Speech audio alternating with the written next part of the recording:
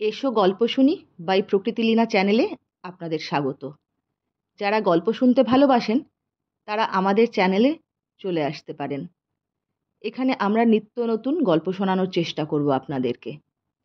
আর যদি আমাদের গল্প আপনাদের ভালো লাগে তাহলে চ্যানেলটিকে সাবস্ক্রাইব করে বেল আইকনটিকে প্রেস করে রাখবেন। তাহলে নতুন গল্প চ্যানেলে এলেই তার খবর পৌঁছে যাবে আপনাদের কাছে। তাহলে আজকে আর দেরি না করে শুরু করা যাক আজকের নতুন গল্প। আজকে পড়তে যাচ্ছি সুকুমার রায় রচিত দাশুর খ্যাপামি। স্কুলের ছুটির দিন। স্কুলের পরেই ছাত্র সমিতির অধিবেশন হবে, তাতে ছেলেরা মিলে অভিনয় করবে। দাশুর ভারী ইচ্ছা ছিল সেও একটা কিছু অভিনয় করে। একে ওকে দিয়ে সে অনেক সুপারিশও করিয়েছিল, কিন্তু আমরা সবাই কোমর বেঁধে বললাম সে কিছুতেই হবে না। সেই তো গতবার যখন আমাদের অভিনয় হয়েছিল তাতে দাশু সেনাপতি সেজেছিল। সেবার সে অভিনয়টা একেবারে মাটি করে দিয়েছিল। যখন ত্রিচুরের গুপ্তচর সেনাপতির সঙ্গে ঝগড়া করে তাকে দ্বন্দ্বযুদ্ধে আহ্বান করে বলল, সাহস থাকিলে তবে খোলো তলোয়ার, দাশু তখন তবে আয় সম্মুখ সমরে বলে তখনই তলোয়ার খুলবার কথা। কিন্তু দাশুটা আনাড়ির মতো টানাটানি করতে গিয়ে তরোয়াল তো খুলতেই পারল না, মাঝে থেকে ঘাবড়ে গিয়ে কথাগুলোও বলতে ভুলে গেল। তাই দেখে গুপ্তচর আবার খোল তলোয়ার বলে হুঙ্কার দিয়ে উঠল। দাশুটা এমনি বোকা, সে অমনি দাঁড়া, দেখছিস না বকলস আটকিয়ে গেছে বলে চেঁচিয়ে তাকে ধমক দিয়ে উঠল। ভাগ্যিস আমি তাড়াতাড়ি তলোয়ারটা খুলে দিলাম, তা না হলে ওখানেই অভিনয় বন্ধ হয়ে যেত। তারপর শেষের দিকে রাজা যখন জিজ্ঞেস করলেন, কি বা চাহ পুরস্কার, কহ সেনাপতি, তখন দাশুর বলবার কথা ছিল, নিত্যকাল থাকে যেন রাজ পদে মতি। কিন্তু দাশুটা তা না বলে পরে আরেকটা লাইন আরম্ভ করেই হঠাৎ জিভ কেটে এই যা ভুলে গেছিলাম বলে আমার দিকে তাকিয়ে হাসতে লাগলো। আমি কটমট করে তাকাতে সে তাড়াতাড়ি নিজেকে সামলে নিয়ে ঠিক লাইনটা আরম্ভ করলো। তাই এবারে তার নাম হতেই আমরা জোর করে বলে উঠলাম, না সে কিছুতেই হবে না। বিশু বলল, দাশু অ্যাক্টিং করবে, তাহলেই চিত্তির। ট্যাপা বলল, তার চাইতে ভোজুমালিকে আনলেই হয়। দাশু বেচারা প্রথমে খুব মিনতি করলো, তারপর চটে উঠল, তারপর কেমন যেন মুষড়ে গিয়ে মুখ হাড়ি করে বসে রইল। যে কদিন আমাদের তালিম চলছিল দাশু রোজ এসে চুপটি করে হলের এক কোনায় বসে বসে আমাদের অভিনয় শুনত। ছুটির কয়েকদিন আগে থেকে দেখি 4th ক্লাসের ছোট্ট গনসার সঙ্গে দাশুর ভারী ভাব হয়ে গেছে।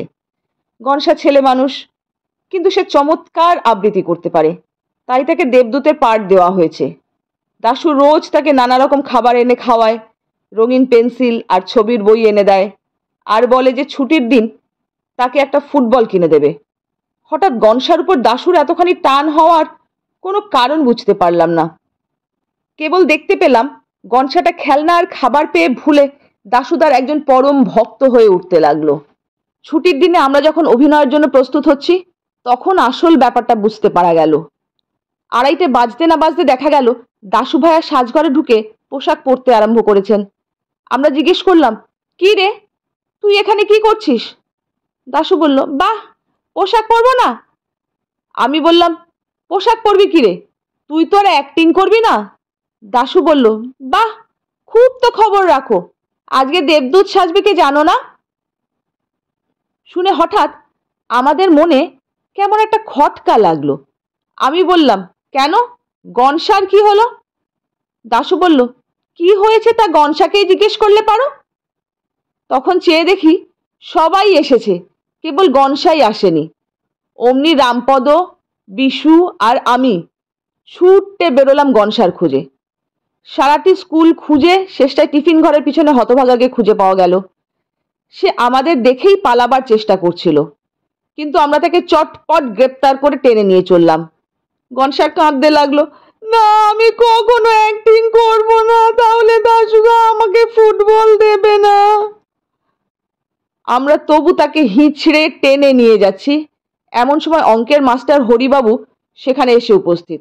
তিনি আমাদের দেখেই ভয়ঙ্কর লাল চোখ করে ধমক দিয়ে উঠলেন, 3 ধাড়ি ছেলে মিলে ওই কচি ছেলেটার পেছনে লেগেছিস? তোদের লজ্জাও করে না? বলেই আমাকে আর বিশুকে এক একটি চড় মেরে আর রামপদর কান মলে দিয়ে হনহন করে চলে গেলেন। এই সুযোগে হাতছাড়া হয়ে গণেশচন্দ্র আবার চম্পট দিল। আমরাও অপমানটা হজম করে ফিরে এলাম। এসে দেখি দাশুর সঙ্গে রাখালের মহা ঝগড়া লেগে গেছে। রাখাল বলছে, তোকে আজ কিছুতেই দেবদূত সাজতে দেওয়া হবে না। দাশু বলছে, বেশ তো, তাহলে আর কেউ দেবদূত সাজুক, আমি রাজা কিংবা মন্ত্রী সাজি। 5-6টা পাঠ আমার মুখস্থ হয়ে আছে। এমন সময় আমরা এসে খবর দিলাম যে গনসাকে কিছুতেই রাজি করানো গেল না। তখন অনেক তর্ক বিতর্ক আর ঝগড়া ঝাঁটির পর ঠিক হলো যে দাশুকে আর ঘাটিয়ে দরকার নেই, তাকেই দেবদূত সাজতে দেওয়া হোক। শুনে দাশু খুব খুশি হলো আর আমাদের শাসিয়ে রাখলো যে আবার যদি তোরা কেউ গোলমাল করিস তাহলে কিন্তু গতবারের মতন সব ভণ্ডুল করে দেব। প্রথম দৃশ্যে দাশু বিশেষ কিছু গোলযোগ করেনি, খালি স্টেজের সামনে একবার পানের পিক ফেলেছিল। কিন্তু তৃতীয় দৃশ্যের শেষে এসে সে বাড়াবাড়ি আরম্ভ করলো। এক জায়গায় তার খালি বলবার কথা, দেবতা বিমুখ হলে মানুষে কি পারে, কিন্তু সে এই কথাটুকুর আগে কোত্থেকে আরো 4-5 লাইন জুড়ে দিল। আমি তাই নিয়ে আপত্তি করেছিলাম, কিন্তু দাশু বলল, তোমরা যেসব লম্বা লম্বা বক্তৃতা করো সে বেলা দোষ হয় না, আমি দুটো কথা বেশি বললেই যত দোষ। এও সহ্য করা যেত, কিন্তু শেষ দৃশ্যের সময় তার মোটেই আসবার কথা নয়, তা জেনেও সে স্টেজে আসবার জন্য জেদ ধরে বসলো। আমরা অনেক কষ্টে অনেক তোয়াজ করে তাকে বুঝিয়ে দিলাম যে শেষ দৃশ্যে দেবদূত আসতেই পারে না, কারণ তার আগের দৃশ্যেই আছে যে দেবদূত বিদায় নিয়ে স্বর্গে চলে গেলেন। শেষ দৃশ্যেও আছে যে মন্ত্রী রাজাকে সংবাদ দিচ্ছেন দেবদূত মহারাজকে আশীর্বাদ করে স্বর্গপুরীতে প্রস্থান করেছেন।